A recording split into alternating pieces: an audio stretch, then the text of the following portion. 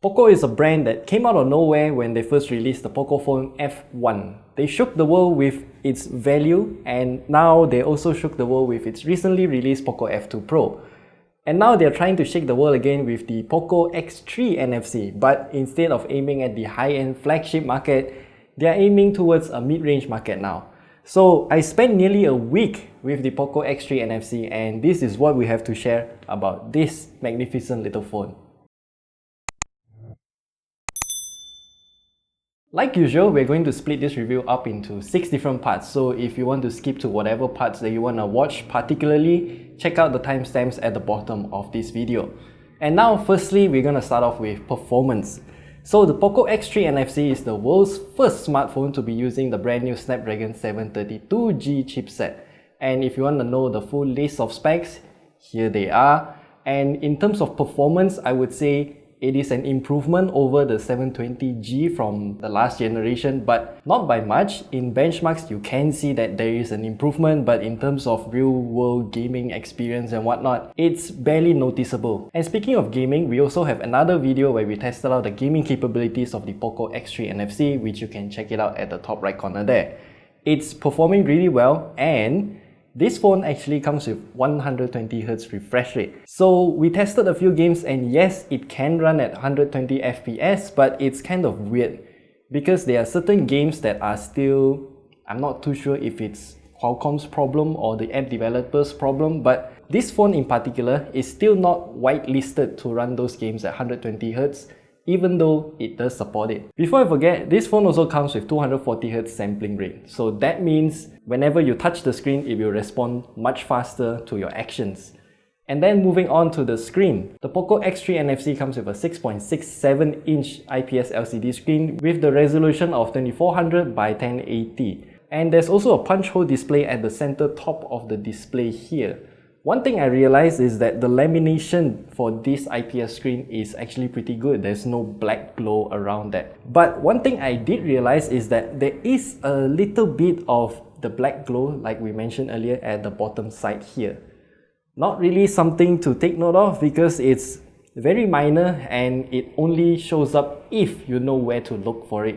The overall colors are pretty good. I would say at first the display looks a bit colder in terms of the white balance, but then I headed into the settings menu and then I found out there is a feature that was turned on automatically where it automatically adjusts your white balance and also contrast depending on your lighting environment. Once I switch that back to standard and disable the auto mode, everything looks great. And now for the battery life. The POCO X3 NFC comes with 5160 mAh battery, and I would say in our battery life test, it lasts for over 18 hours, and that is just amazing. Do keep in mind that we are running this test at 60Hz refresh rate. And then the charging speed. For such a large battery, POCO also included a 33-watt charger in the box with the phone itself. If you charge from about 13 to 100%, it takes slightly more than an hour, which to me, it's impressive.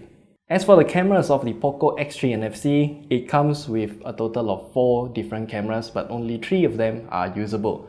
So you get a 64 megapixel main camera, an ultra-wide-angle camera, a macro camera, and also a depth sensor. And yes, the camera cutout does look a little weird. I mean, the unused portions of that circular camera cutout, like we've seen on other smartphones, are now chopped off. So you get this kind of chorded design. I don't know if that's the correct term, but in mathematics you call it a chorded circle if you cut it out like this.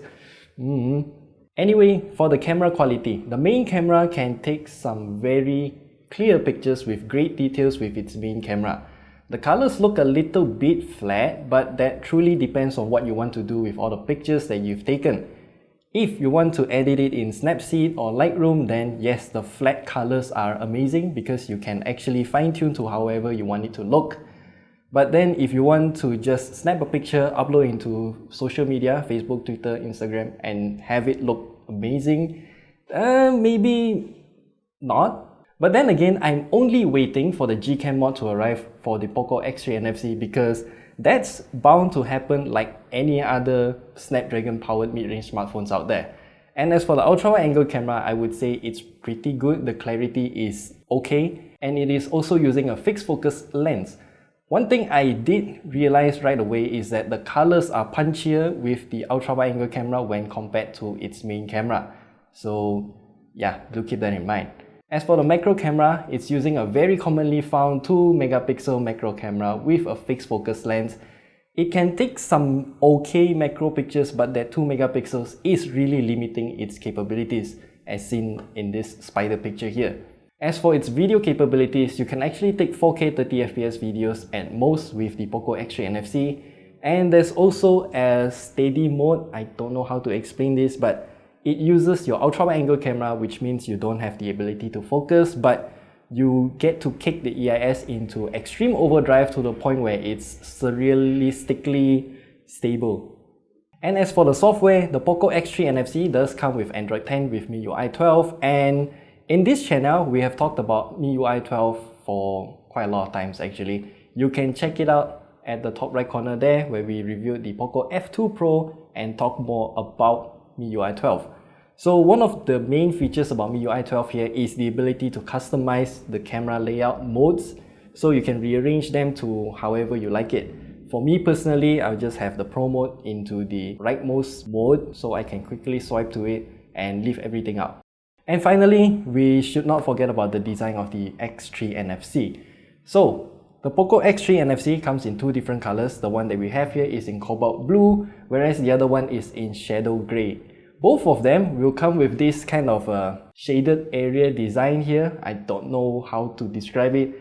And the POCO branding at the bottom part here is printed in an iridescent material. So if you look at it at a different angle, then yeah, the colors will become more sparkly and you do get a glimpse of the rainbow color here. To each their own, because I have no comment about this design.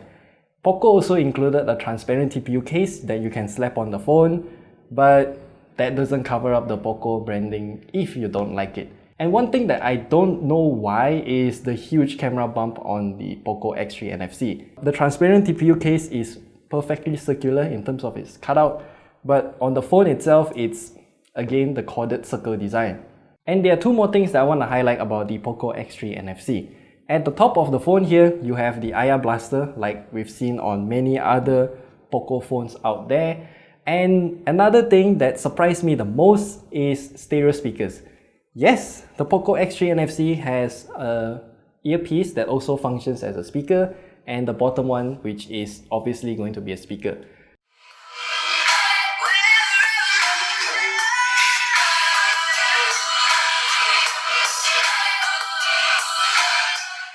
And the POCO X3 NFC also comes with a power plus fingerprint button at the side, which is good for single-handed use, but I still miss the physical fingerprint scanner at the back of the phone. So at the end of the day, should you actually buy the POCO X3 NFC?